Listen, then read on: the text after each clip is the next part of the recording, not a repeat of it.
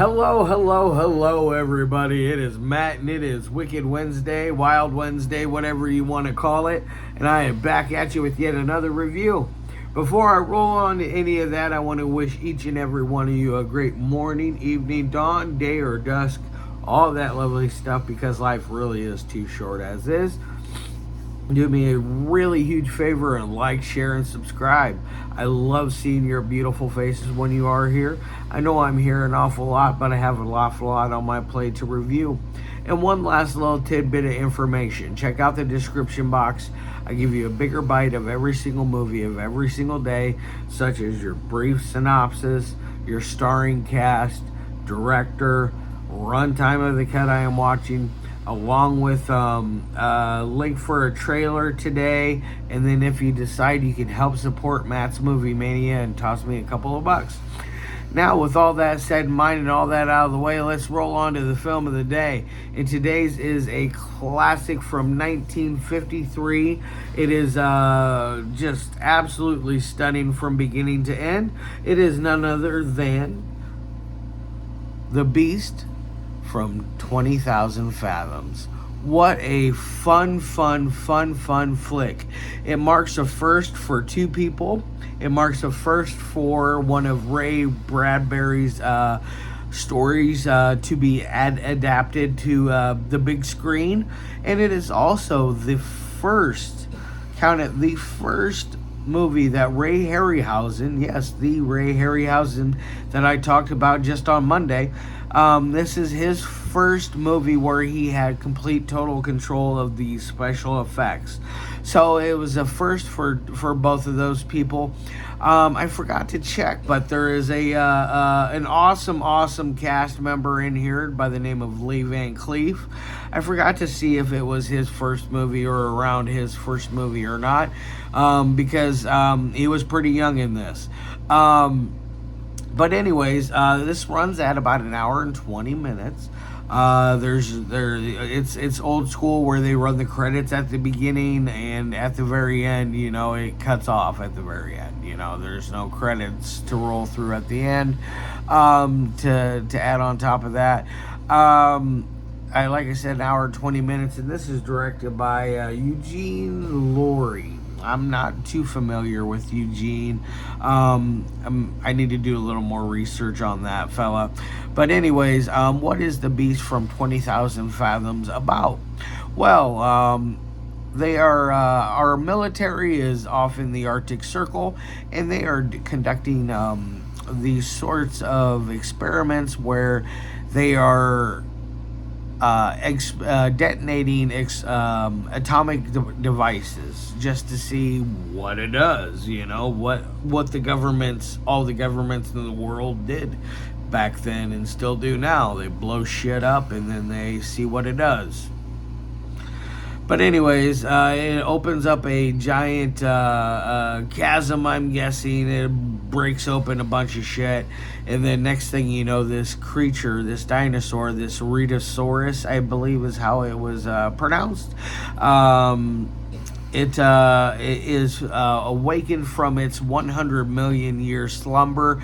And then it decides it's going to run a rampage throughout that area. You have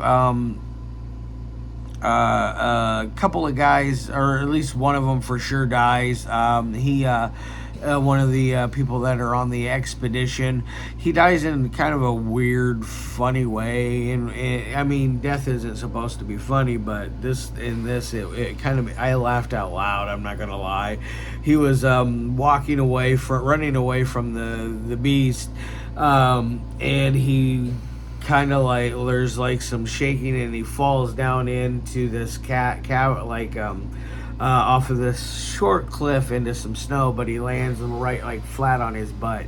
And it was the funniest thing ever, the way he landed. I don't know why I laughed so hard, but he ends up like something wrong with him. He can't move his legs. Our other guy comes up to save him, and he is unable to pull him out of there. he's going to get help to go and get help and come back, one of those deals. But as he is there, the beast shows up yet again and just causes a avalanche, and it ends up burying the other guy. Our person there to save him ends up living.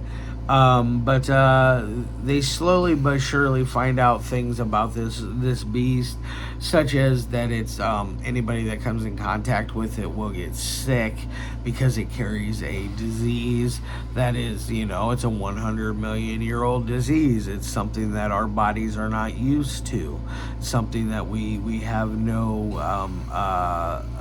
antibodies for, no kind of medicine for it, none of that. It just doesn't exist, and it's making its way towards New York City because there is the only evidence that they've ever found of the Rhedosaurus was around New York City in a valley there where they found multiple carcasses, and so they've come up with the assumption that's where the Rhedosaurus is heading to. So we have all kinds of things that happen in between there and New York City, such as he destroys a ocean liner and makes it sink. There is gosh, what else is there? There's just so much that goes on. There's two guys in a lighthouse get destroyed, just absolutely destroyed. And then eventually, when it does make its way to New York City, it just is absolute destruction of everything. I forget what the death toll was, but I remember seeing 1,500 injured. So it really caused quite the havoc as it was running through New York City. Now they figure out that normal gunfire and military fire does not affect it. They have to come up with a special type of bullet that is able to penetrate its thick skin and its bones. They come up with this thing. It's basically a radioactive isotope, and they shoot it into it while they are at this awesome, like, I'm guessing maybe it was supposed to be like Coney Island or somewhere in the Jersey Shore, maybe. It's really cool. Maybe Venice Beach, or is that in California? I think that's California. Never mind. Anyways, they decide they're going to go up on this roller coaster and they're going to shoot it from up top because they can't get a good vantage point. And while they're up there, it's really cool. The monsters destroying the roller coaster after it gets shot. A giant fire starts, and it's just utter chaos. And I absolutely loved it. This is a fun ass movie. Now, as far as my three things that I love my movies to meet, first is audio. The audio, as I like to say, is crisp, cool, and clean. There is no moments where you cannot understand or hear a character in this movie. My only beef with this movie on the audio is it is loud. I had to turn it down quite a bit because especially the music. This is one of those where I believe Warner released this. Let me double check. Yep, Warner Brothers. Where Warner Brothers released this, they did a great job with the audio dialogue transfer. The music just drowns it out, and it's very, very loud. So I caught myself having to turn up and turn down the TV a little bit every now and again because of that happening. It kind of irritates me when that happens, but it's easily overlooked when it's a great film like this one.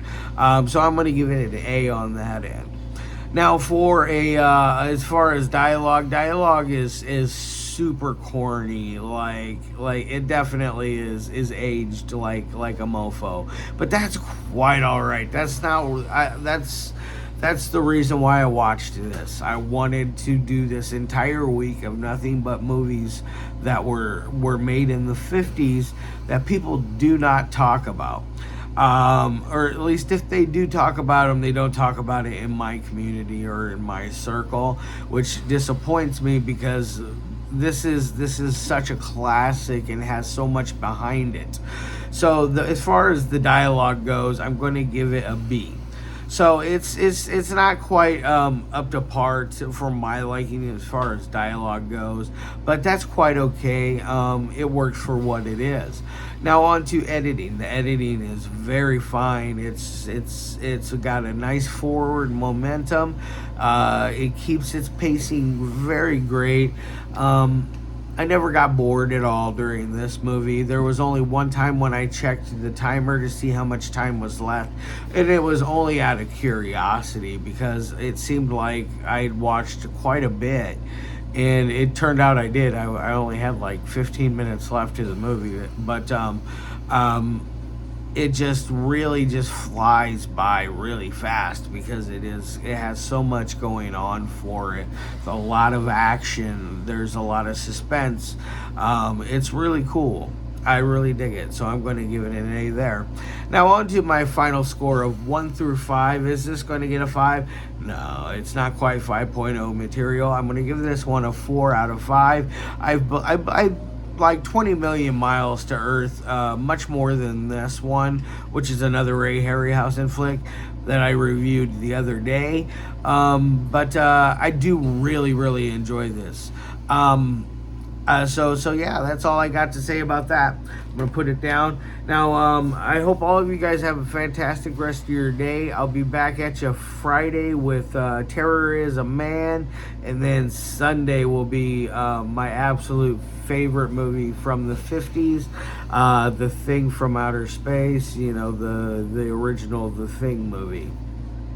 Yes, and then next week we will start the month of April, and I will move on to stuff that from directors that I've contacted and have contacted me. Blah blah blah. All right, love your faces as always. Peace.